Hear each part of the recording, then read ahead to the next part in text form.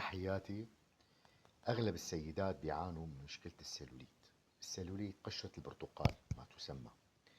فأغلب السيدات عندهم هي المشكلة المعقدة.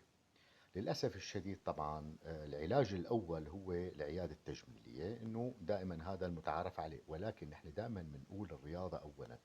حاولي بالرياضة أولا، بعدين اتجهي إلى عيادات التجميل. لذلك أول شيء الرياضة لحالها ما بتكفي، لازم يكون في عندك كثافة تدريب عالية، وحرق مستمر للسعرات الحرارية على مدار اليوم، ونظام غذائي متزن ومنضبط على مدار اليوم، مشان ما يصير في عندك تخزين للسعرات الحرارية وخزن، بالتالي رح يعمل هذا الشيء خزن بالدهون.